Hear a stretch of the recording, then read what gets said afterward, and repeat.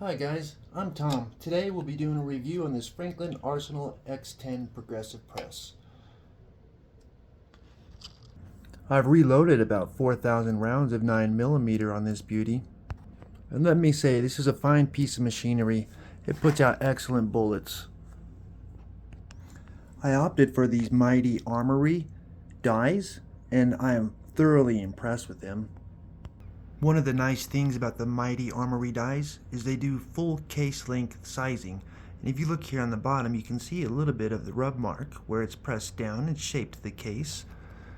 As far as I know, they're one of the only dies that do full length case sizing. But at the end of the day, I'm pretty sure all dies do a pretty good job. But Wayne from Mighty Armory offers a great product. The way I've got my press set up is the sizing die. Here's a decapping die. That's a universal from Hornady, and it's done alright. I've broken a few pins and had to reorder another set of pins to go in there. I've got those and I'll replace them now. This is the Franklin Arsenal swaging die, and that's real nice. It's just got a little pin on the bottom, you can see right there, and that goes into the primer area and sort of opens it up a little bit, make sure it's sized right in case it was a military primer that was crimped. And the next space is open, but over here we've got a flaring die that's super easy to set up. That too is from Mighty Armory. It's treated me 100% well. Next station after that is your powder loader, and it's pretty accurate. I mean, depending on the powder that you're using, it's going to meter differently. What I've done is taken notes. So right now I'm dumping 7.2 grains, and I'll make a note that I'm at 21, 2, and I know I'll drop 7.2 grains with every pull of the handle.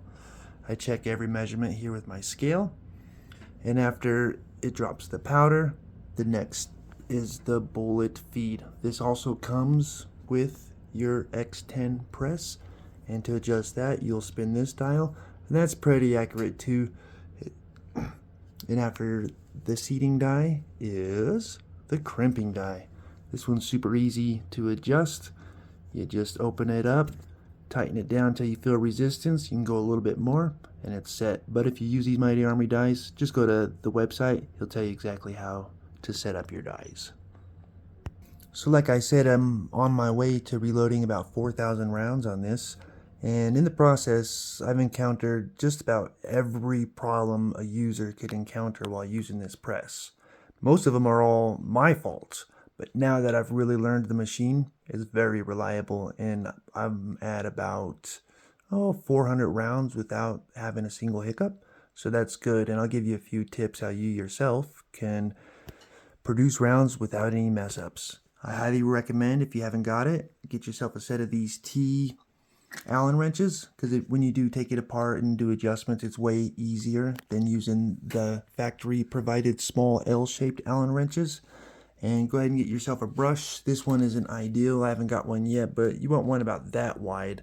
That way you can get in there and sweep away all the little gunpowder residues. Sometimes you might encounter where you've got a little bit of flakes in there and you want to get them off, so that brush does a nice job getting them out. But overall it's a clean running machine. I would definitely recommend anybody getting it. So what kind of problems have I encountered with this? I'll go through them with you. When I pull this lever, you're going to see that the primer lifts up right in there. See it going up? When I go back up with the lever, the primer is going to seat back down into that rotating gear. But say if you shook it a little bit or something, that primer could fall off. Once that falls off, it's going to get caught up in this gear assembly. When it gets caught up in here, next thing you know, it goes underneath this plate. And here's your indexing ball here. A primer will get stuck in there. If any primers get stuck up underneath of here, this thing will not want to rotate. You'll pull the handle, it'll get stuck. You try to go back, it's stuck. Main thing is never force this press. You should just use like enough force that you would never hurt a baby. If you're doing anything more than that, you're probably going to bend or break something. If you go too hard, you don't need that much force when using this. But I've had primers get stuck in here, underneath of there, in here. So you'll take off these screws around here. You'll lift up this plate. I always hold a bullet shell in here and in here. You grab the bullet shell and lift up. That'll lift this plate up. Then you can see inside and you can remove your little broken primer bits. That's one of the broken primer bits that I pulled out of this area here. And basically it just sort of fallen down and come down in here. And it was kind of mucking up my handle pulls. But if you take your time, if you go smooth, you won't encounter any problems. I'll show you. Another issue that I had was when loading powder into your bullets, this goes up and down. As it presses down on the case, this will lift up, and so sometimes it leaks a little bit of powder in here. So I just had to, keep that clean, brush it away. I dropped a little bit of just a tiny drop of oil in here. Same thing on the other side. Now it runs super smooth and I haven't had any issues with that. Just after about 3,000 rounds, it started getting a little, grimy or whatnot. You could feel it. But after I just swept away those dust particles, gave it a few drops of oil, now it's running real smooth. But we'll see if you can see those little flakes of powder in there. So when you do see them starting to come in, just brush them away.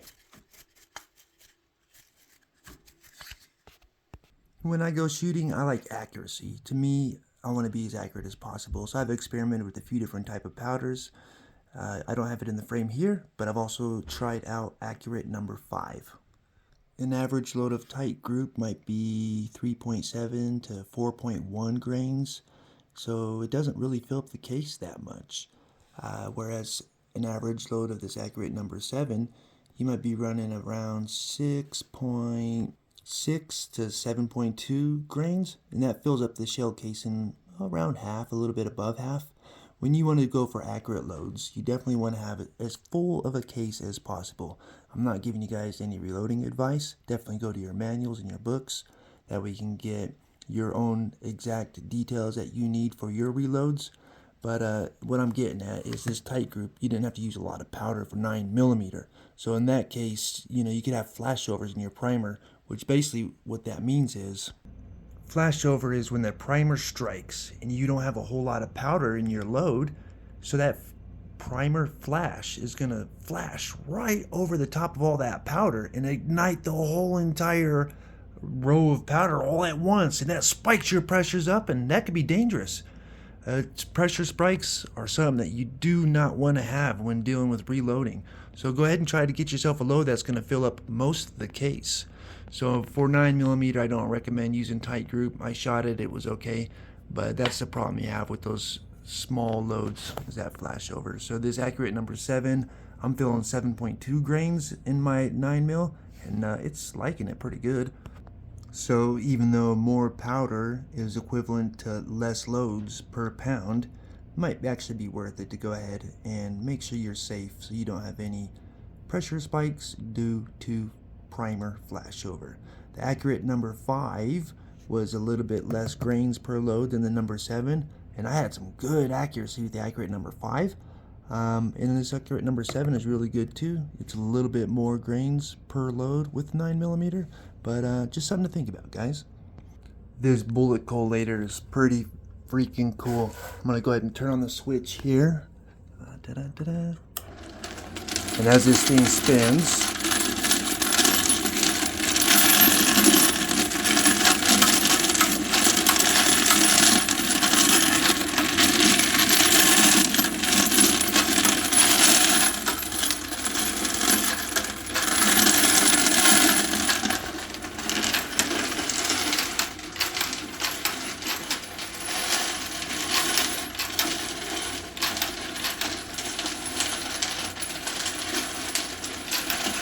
it makes every bullet face in the right direction, ready to be feeded into here. So what I had to do to make this thing run good is when you open it up in here, there's a little switch that goes on and off. Make sure that switch is adjusted right.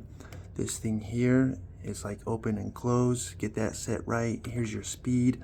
So just make a few adjustments. Once you get it dialed in, it's going to work perfectly every single time. Same thing with the bullet collator. You've got to set this plate in here, choose the appropriate one that you need. It'll spin, it'll drop the bullets into here. They slide down this tube and into the bullet feed. What problems have I had with this? Well, you've got to go ahead and get it set right. Same thing in here, there's a switch. So when there's a bullet in there, it's that tells it to shut off, and when there's no bullet, it starts running again. So you just take these screws off, and there's a little switch in there. Adjust that switch to where it's sitting in the right position to let these bullets slide through nice and easy, and so it's in the proper position to also be closed when it's telling it to be closed. Once I had that adjusted, it's ran perfect. You can adjust the speed of how fast it's spinning with this dial here. Find the proper speed that works best and keep it there. Here's a nice batch of 9 mils that I just got done producing. I'm going to go ahead and load these into the box. What I've been using is this case lube, and it's been working really good. That's about how much I've used so far. And what I do after to get this case lube off is just put a little bit of rubbing alcohol down here. Rub these across there. That's going to clean off that alcohol. Give it a good rub here. And then that way we don't have any lube going into our firearms when we go ahead and shoot it. And I'll show you also the measurements that I'm getting on here. And so it's pretty nice making your own bullets. It's a good feeling having something that you know is consistent, something that you know is going to work every time. It's better than factory. It's going to be more accurate. You can tailor your loads to make it so that if you want more or less recoil. I quite enjoy reloading. I hope you get into it. If this is your first time looking at a reloading press, it's very easy and manageable to do. Just be sure you're educated and you know that you're doing it in a safe way. So let's have a look at the consistency here, what this press is putting out. Looks like that's a long one at 58, 54,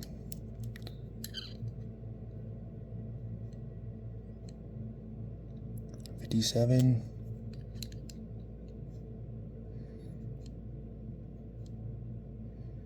52 and a half,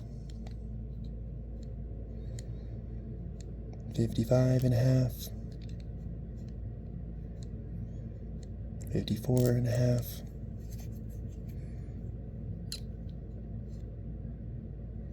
55,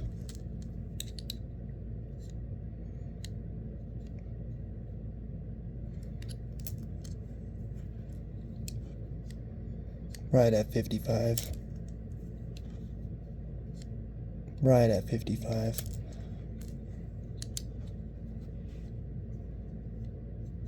55. So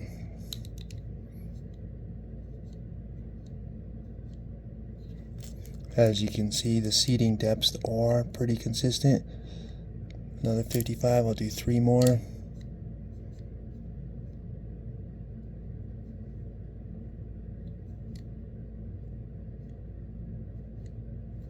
$57.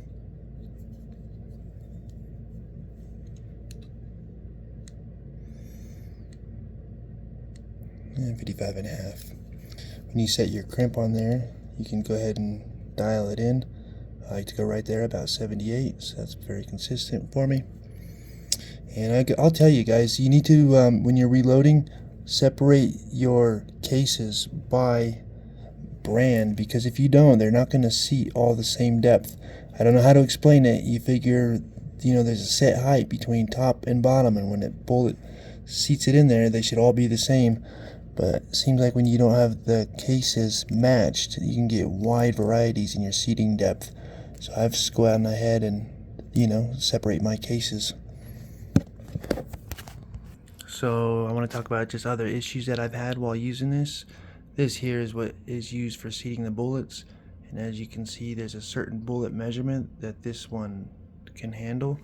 And it goes right into this shuttle. And it goes into here, so you have to remove those 4 bolts, drop your shuttle, and you can push these in. But when I measure my bullets, there's 2 different pieces that come with it. So this one is under 600, you know, we're at 581, and this one's for, you know, 0.600 to 0.725. So I was actually using the wrong one of these in there for a start, and sometimes they'd come in upside down, or they weren't feeding right, or this thing was getting stuck. So after taking it apart a few times, I finally realized, oh, I'm using the wrong one. Put the right one in, and it started loading up perfect every time since I put that in. So just to reiterate, every single problem that I've had with this machine has been my fault. Another one that happened is here's where the empty primers come. After it, there's a hole inside of here that is internal, and it goes and it drops all your empty primers. When you set it up, you can mount it to your bench, and this hose right here goes through to a bucket. You want to catch all the empty primers down there. Well, I'm just here temporarily, so I don't actually have it mounted onto this table. So these primers were coming into here, and I'd be loading and just pumping away. Next thing you know, these things are filling up all the way into here. This whole thing's filled up, and now I've got primers stacked up into here, and now it's not rotating because I got empty primers getting it jammed up. So, you know, if you don't drill a hole or something, make sure you check that. Make sure you're emptying out these primers. I just pull it to the edge of the table, dump it into a bucket, and they all just drop out, you know.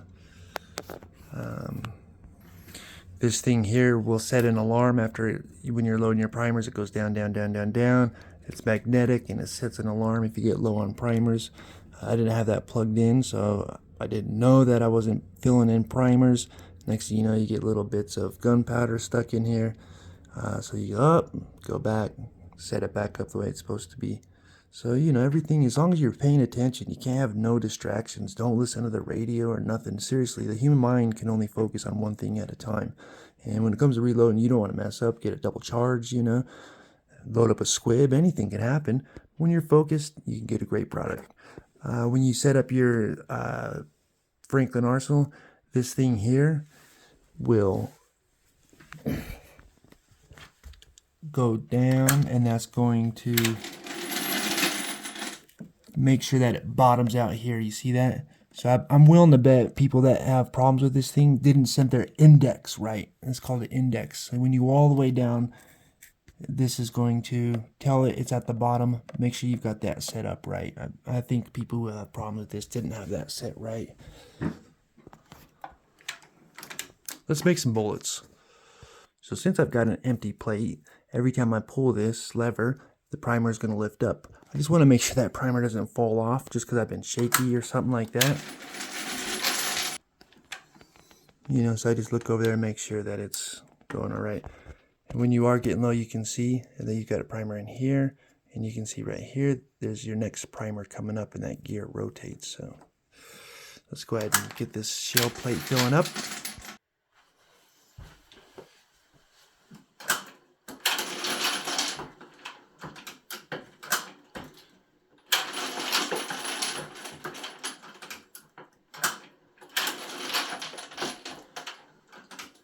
And I'll check my powder charge, and what I want to do is go ahead and pull this out.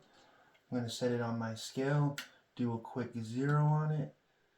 I'm going to set it back in here, load a powder charge. It's going to go to the next station, and I pull it out from here, set it back on my scale, see how many grains I'm loading. I'm at 7.3, I'm happy with that.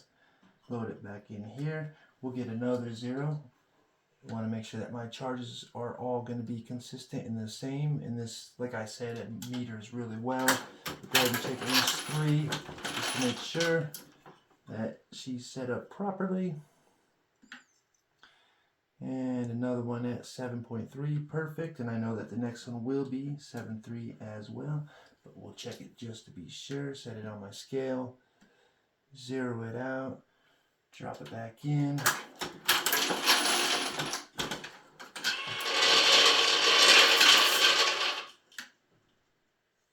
And 7.3, perfect. Next time I check it, I'll probably do about 10 to 15. But now that the shell plate is filled up, every single pull of the handle is going to drop a bullet.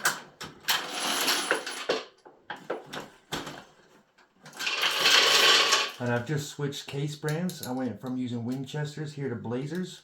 So what I need to do is check my seating depth, which is right at 150, perfect. And I'm going to set my crimp.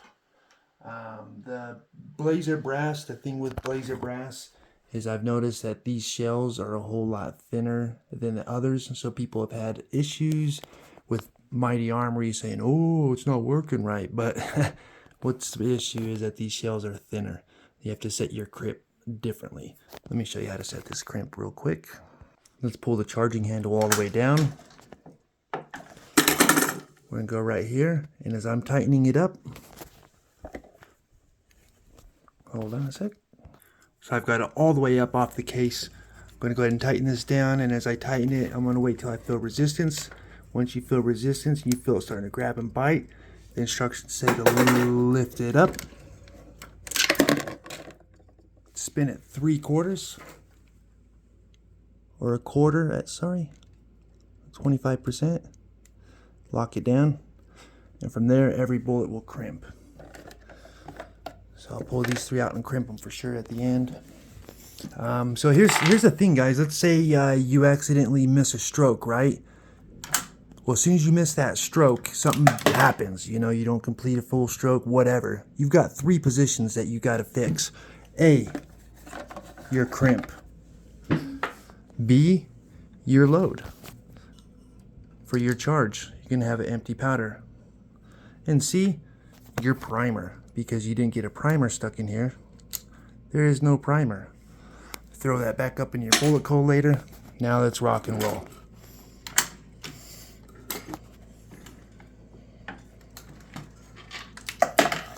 Now we got primers. It's easy to set the depth on this Franklin Arsenal. There's a pin in here and a bolt that locks it down. You spin it, it goes up and down. Set your height right so your primer's exactly even with the bottom of the shell or a little bit down. All right, so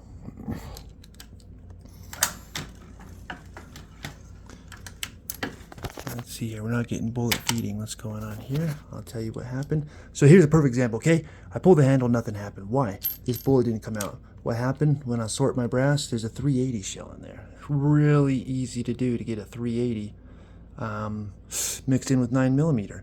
So I pulled the handle, nothing happened. This thing went through a cycle. Went through a cycle. Guess what I missed?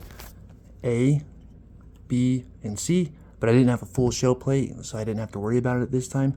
But yeah, that's something to think about. If you weren't paying attention on this press and you encounter what we just did live here, which is a perfect example of that 380, that's the nice thing about it. It won't exactly feed it in here perfect, you know? So hey, now you can see how mistakes happen, you know?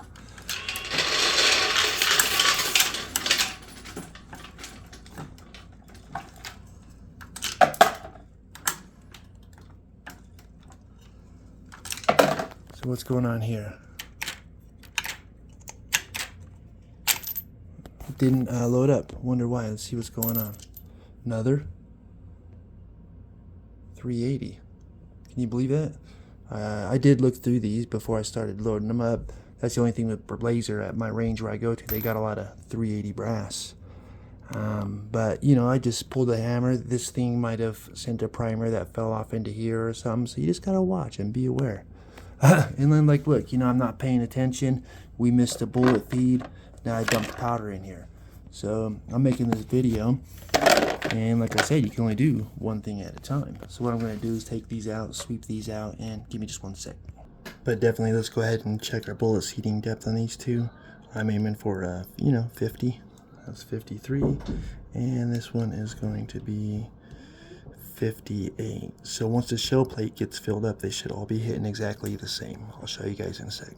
So I'll also use this time to go ahead and load into there so I can get a crimp on those few bullets that just happened a minute ago. I can see the bell on there, and it's not quite all the way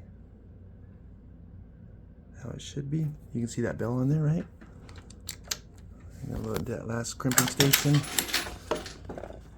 Drop our crimp. And now you can see beautiful crimp on there. Let's go ahead and get this baby running, and I'll show you guys how smooth it is and how many it cranks out per minute. All right, let's crank out some bullets.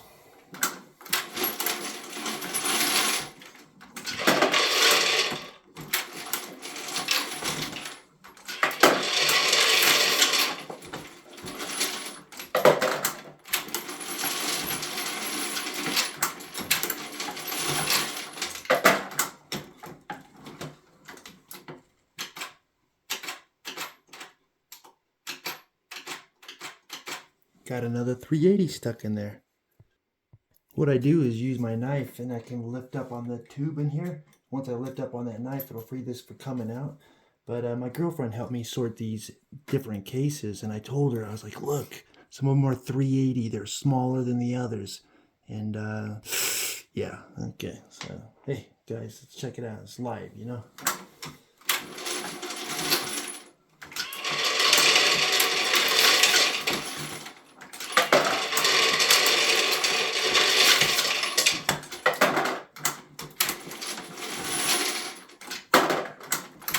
Hey, at least it jams up on the 380, right? Imagine.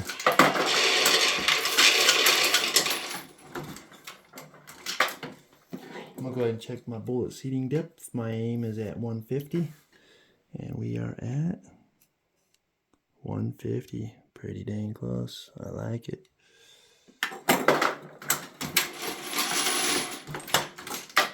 Let's check what our bullet charge is. I'm gonna set this down here on the scale. Go ahead and zero it out.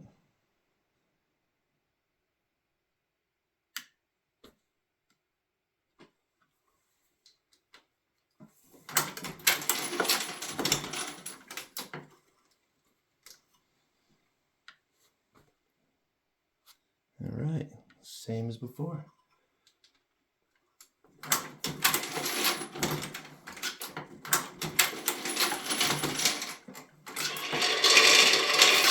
Check our bullet seating depth. Boom, 150s. That first batch that I showed you guys why they were off was because I was still making adjustments on my machine and getting it dialed in for my next batch. So hopefully somebody didn't click off and be like, oh, that thing doesn't seat the bullets that well. Not at all, I'm not going to use it. Because it really does a fine job. Once you get it running and dialed in, you know, that's what it's all about. So, 50. Yeah, let's do another charge weight just to see. Zero it off.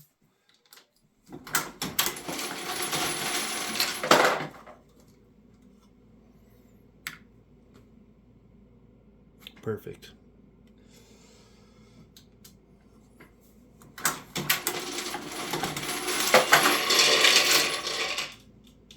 I started getting low on primer, so I'm going to go ahead and load these guys up real quick. This pretty cool little invention. Easiest way that I found of doing it is just laying it out on this book, pick them up by one, dropping them into the slot, which I'll show you here in just a second.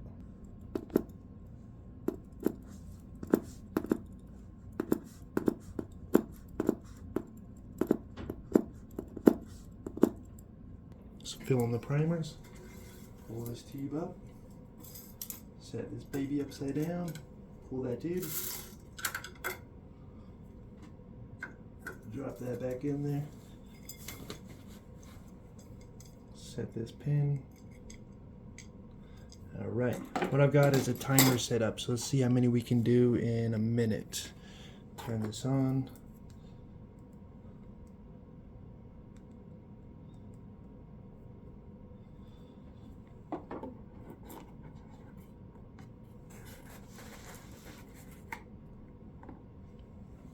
Alright, let's see what we get in 1 minute.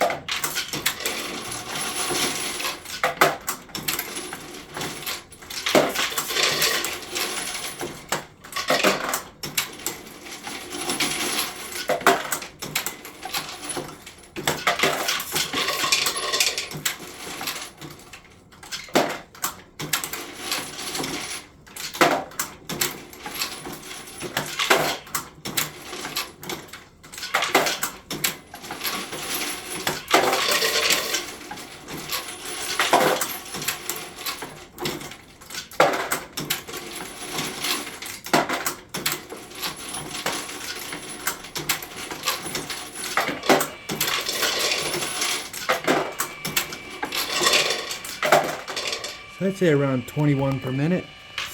And let's see here. Heard that baby spinning. Let's grab some more bullets.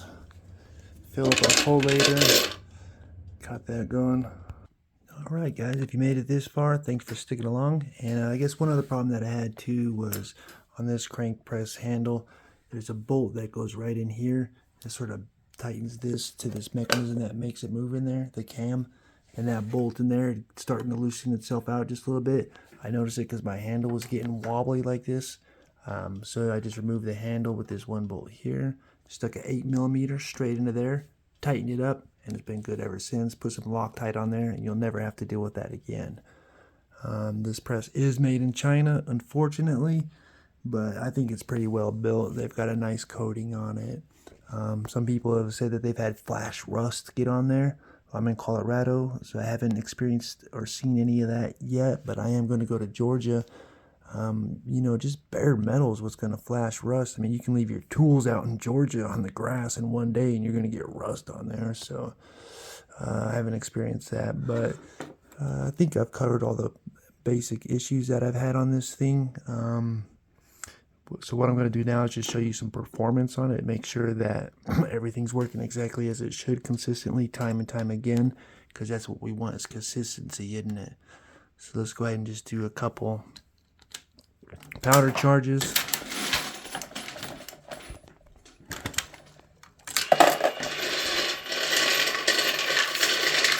In live time.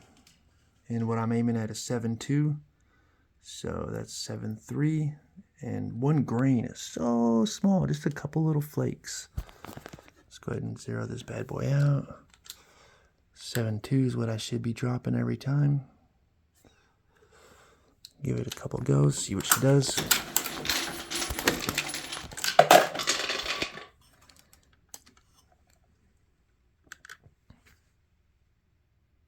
Seven 3. This guy should be right on the 1, and it is. Let's get another one. We'll zero this bad boy out.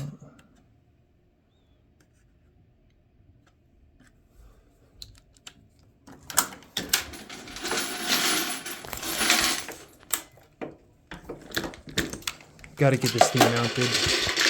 I'm only here for a little while, so I'll mount it when I go to my new place. But yeah, looks like we're dropping 7.3 every time. I just freshly set this gauge, so let's see what happens. We'll do 5 more. Let's see what she does.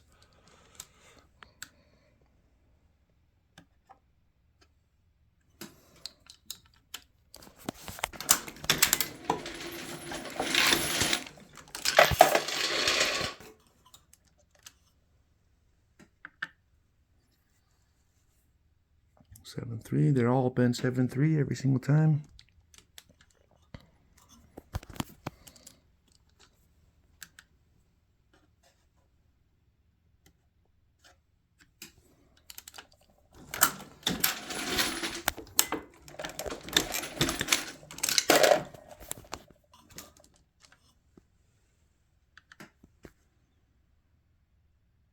There's that 7.2. That's what I was running. And guys, to be quite honest, this scale, this Hornady scale, I don't really like it at all. It was pretty cheap when I bought it. It was on sale. I did buy it new, but I've actually laid a case on there and watched the measurement change as it sits there. So I want to get a real accurate, nice scale and see 7.2. So we were running 7.3s, now it's 7.2s. But I mean, that's really, really close. I think if I had a better scale, we'd see some different, more accurate results with that. I mean, we'll try one more. Watch this. Ready?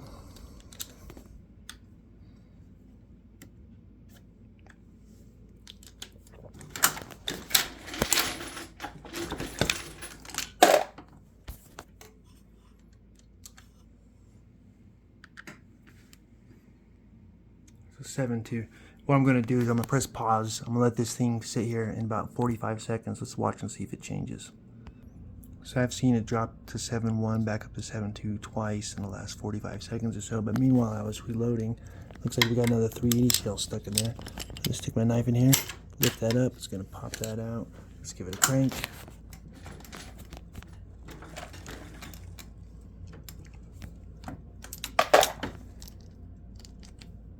Look at that, 380. So yeah, can't always get perfect help all the time, but it's nice that it'll catch those. And so what happened is I had to give that thing a flip, right, to get that case to come out. So this is important. Missed a charge. If I had continued pulling, I would have gotten a squib, right? Missed a primer, right? So that's A, B, and C. We dropped one of our shells into here, and it didn't get crimped. But I can look at it and I could tell which ones didn't get crimped. So I'll go through those and pick that one out. Actually, it feels like it's this one here. There's still a little bit of a bell on there. Let's go ahead and give it a measurement. So I should be looking with my flare on the top here. It would be about 81, I think. But we're right at 77, 78. So that's perfect. That one has been crimped. But I can go to the others and check it. I'll find that crimp. And with that slight pull also, we didn't get our bullet seat. So you've always got to pull 3. Every time you miss a handle charge, you've always got to pull 3. So now this scale's been sitting here for a while, guys. Remember it was 7.2, now it's 7.1. If I let it keep on sitting there, it might even go to 7.0. So I do want to get a really good scale. And other than that, I'm pretty happy with it. I'll do a 10,000 round review on this thing, and if you guys want to see any other videos, let me know. I can show different things, how to do setups on dies. You want to this is where your primers come out, and you want to every now and then just check, make sure that it's not getting clogged up in there, make sure everything's falling through, because if those primers build up and they start building up underneath that case, you'll have to take the plate off, because that thing won't rotate anymore. So make sure those primers are dropping. Really though, if it was set up properly, this tube would be going through a hole that you drilled into your desk, and you would hear them hitting them one at a time, ting, ting, ting. So you really wouldn't have to check it one by one, So on closing notes, I've loaded 115, 124, 147 grain, hollow points, flat nose, round nose, and this machine's handled it all. It's nice just getting stacks and stacks of ammunition being built up and going to the range and practicing, So I hope you guys enjoyed this video. Please leave your comments, what you liked, what you didn't like, what you might want to have another video on. And at the end of the day, be safe, pay attention, and good luck.